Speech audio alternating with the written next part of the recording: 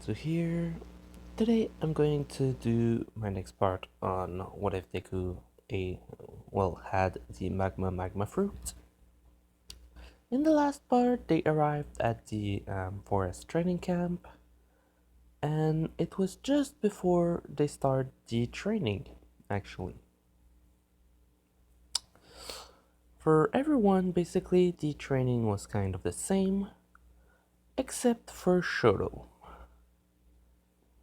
Um, his training was actually more, thanks to the physical one, physical quirk that he has. He was basically tasked with increasing his strength at the same time as using his quirks, which by this point he's able to use both at the same time, so it's basically use both quirk, try to keep it so that both of your power don't um, become over the other one, but still increase the power over time, while trying to see how much weight he can have when he's using his second quirk. And he can lift a ton, like literally. By this point he can lift a ton, thanks to thanks to One for All mostly, which basically means that he can move a lot of things. He is extremely strong, and blah blah blah. The second person that basically has a different training for a good reason is Deku. Basically, I'm pretty sure there's something like a lake close to that or something. If there isn't, well, I'm making one. And Deku's basically there, trying to swim.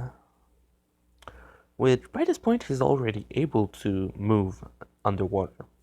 He's not able to float or swim, but he can still move. And right now, he's basically spending almost 24/7 in that place. Until the night, until when they're supposed to eat, which he didn't see time pass. He started going back, and while he was coming back, he saw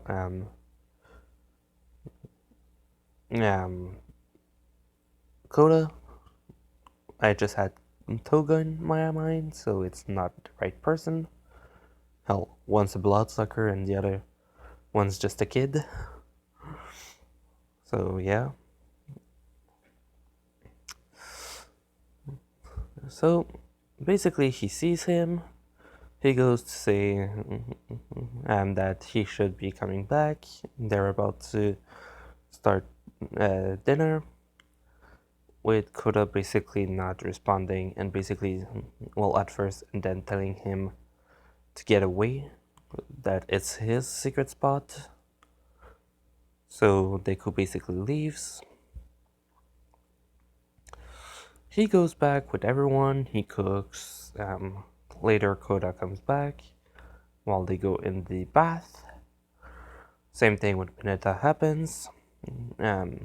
He pushes them. He pushed Koda pushes Mineta down. After pushing him down, the girls basically say thank you to him. He falls this time. Instead of Deku catching him, it's Shoto using One for All. And then Deku basically says that he's going to bring him to Mandalay, since he doesn't have to basically dry himself off. He basically just heats himself up and he's dry, so he can go straight away. He brings him to Mandalay. She tells him the story. He gets the reason why he's like that. After that, they go back to training. Sorry. Um, Once the training is done, basically, I don't remember how many days it happened, but now we go to the day of well, the game basically. So, um, everyone basically does the same thing as in the original. Um, so nothing really changes except that some people in Class 1A are massively more powerful. Both of them are together, so yeah. For sure I'm talking about Shoto and Bakugo. As well as Deku being, like, the most powerful in class. Like, he's able to beat All Might. When he punches, he doesn't do the same air pressure, but he's still able to do it. Just because fuck physics with him. By this point, his physical strength is strong enough to do that, as well as his speed, so pretty much overpowered. Like, he can beat anyone, practically. So, when the attack happened, Mandalay starts being dragged in, but this time it doesn't go too far. Deku basically puts a part of his body in lava, extends his arm, grab her, basically, and kind of force Spinner to be forced out, simply because Magma still has him magnetically, basically still has both of them attracted to each other with a magnetic pull. So if one isn't moving, the other one's coming. Which means now Spinner basically gets pulled out, and Deku basically just readies a punch, and yeah, no, Spinner's basically knocked out. Magna tries to do something else, but Tiger basically arrives and is able to get him to come out. And Magna tries to basically move around until Deku basically arrives from behind once again and basically knocks him out. They basically talk about Koda and then the other students, which Deku basically just looks at Mandalay and then tells, well, to basically just not be worried about Koda, he's going, and basically he leaves in a hurry, basically faster than he's faster than they have the time to tell him to stop, so yeah, that happens. Um, he arrives right before Koda's about to be punched. The difference is that instead of Deku getting Koda out of the way, Muscular basically gets a punch on the side that basically sends him in the mountain. Him not being ready for that, basically just looks around, sees Deku, and basically says, "So, you're the one who took out who took off the hands of the boss. That's nice. I wanted to fight you. He told me to get away from you as much as possible, but I think I'm going to take my chance." Which, as everyone can guess, is a bad idea. Deku basically grabs Koda and tells him that it's going to be okay until Koda says it's the guy who killed my parents. And Deku basically just kind of doesn't run, doesn't move, and says, "Are you sure?" With Koda basically looking at him because the tone of his voice basically changed in that moment. And then Deku repeating, "Are you sure?" With Muscular basically laughing because the voice doesn't sound scared. It doesn't sound confident either. For some reason, it doesn't sound like it has any emotion in particular. It's more like a mix of emotion that he doesn't recognize. Koda basically says that he's sure he killed Water Hose, which automatically after that, Muscular starts laughing, saying, "Oh, those guys, they were in my way. If they would have moved, I would have probably let them be, but they didn't, so I had to kill them. Don't be sad. They weren't that powerful anyway." Which angered Deku kind of a bit much. Deku literally told Koda to stand back. Muscular said, "What, you're going to fight me?" Deku turned around and said, "I'm not going to fight you. I'm going to make sure you cannot hurt anyone else." Which he says, "Oh yeah, so what? You're supposed to try and be a hero. If you kill me, how would you be one?" With Deku saying, "Oh, I'm not going to kill you. You're going to suffer, but in a different way." With him not getting what he's talking about. And then telling Koda, "So your parents were water hose, right? You have their quirk?" Which he says, "Yeah." With Deku saying, "Well then, why don't you cool down our friend a little?" Which Koda and Muscular basically doesn't get it. Muscular starts laughing, and he decides to just kind of run up to Deku, wanting to kill it. And the moment Muscular arrives right in front of Deku, he says, "Fine then." And basically turns part of his hand, or part of his arm, into lava, and basically slam the hell out of Muscular straight in the mountain. Basically, he didn't use lava to hit Muscular, but he basically turned his part of his body into lava to basically give him more speed and momentum. To basically try and knock him out, which didn't work the first try. Muscular said, "You're pretty strong, but I don't see what Shigaraki was scared about," and tries to punch Deku straight in the stomach.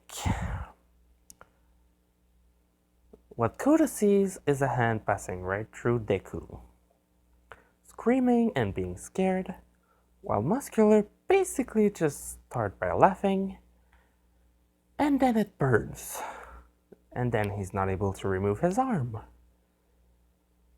Him basically screaming that it burns, and Deku telling him, "Oh yeah?" Then here, and basically grabs his arm, and turns his hand into lava and cuts the arm off completely. Muscular is screaming because he doesn't freaking know what's happening. The kid's supposed to be a hero, and he's doing that. Basically asking him, "How do you want to be a hero if you're doing that?" Which Deku says, "If I have to, I'm going to damage you. I'm not going to kill you. But you're the one who hit me. So you're kind of at fault here." Which Muscular basically tried to hit again, but kind of stopped himself because, wait, I'll just lose my other arm. And basically then start trying to bargain, with Deku telling him that's not how it works, and basically punch him in the face, knocking him out completely. While that was happening, Tokoyami still has control. Bakugo and Shoto are facing Moonfish. Well, no, were facing Moonfish. They destroyed him. Shoto's ice is almost unbreakable. So basically just freeze him and yeah, it's done. Bakugo can just explode his metal parts simply because he trained more once Deku got his quirk. And after that, the only thing else is that, well, almost everything happens the same. Deku brings Koda to Aizawa. Aizawa asks him what was happening. He saw blood on Deku's clothes. Asked him what happened, and Koda basically just said that Deku jumped in front of him when a villain tried to hit him. The hand basically passed through him, and it basically ripped off. He basically ripped off his own arm to try and basically save the rest of his body. Basically lying just because Deku just saved him, which Deku then says that's a bit false. I actually cut the arm myself to not let the burn go too far. Which Aizawa says neither of them are that good. You still made use your quirk, which Deku then said, or he lost his arm, or Koda was dying. Which one would you prefer? Basically, just kind of saying it outright, like, if I wouldn't have done that, he would have died. Which is kind of a lie, but nah, at that point. So Koda basically stays with Aizawa. Aizawa then tells Deku to go tell Mandalay to tell everyone they have the right to fight, even though Shoto and Bakugo kind of didn't wait for that. They were just fighting to the line, like some other students.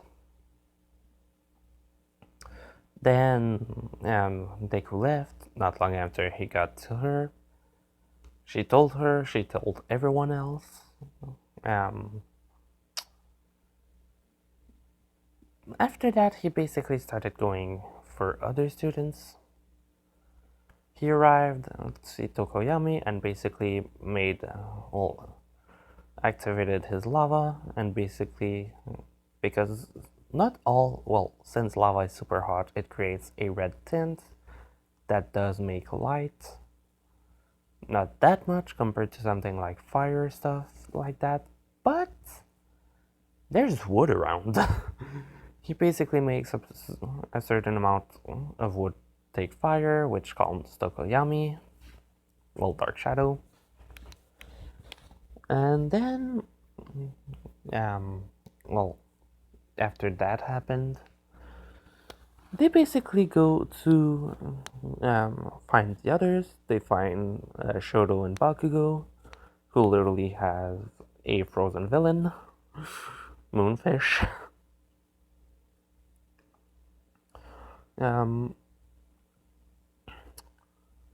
Ragdoll still got captured at this point. After that, they go to look for other students. They find Tsuyu and Ochako, who basically happen to have done the same thing during that time. After that, we go to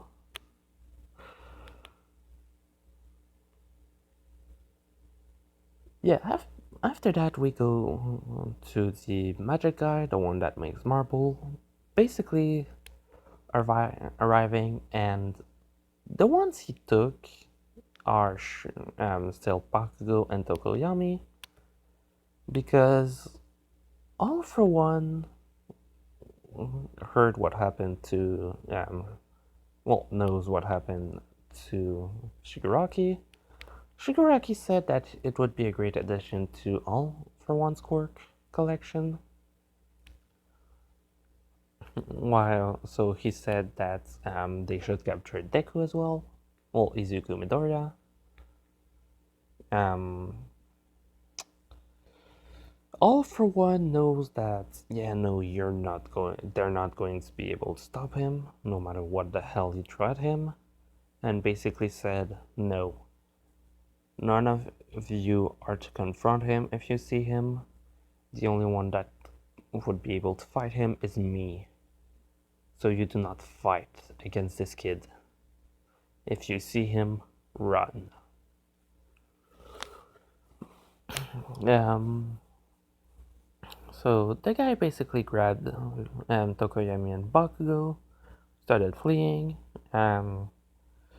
Instead of Shoji holding Deku, Deku's basically running in front.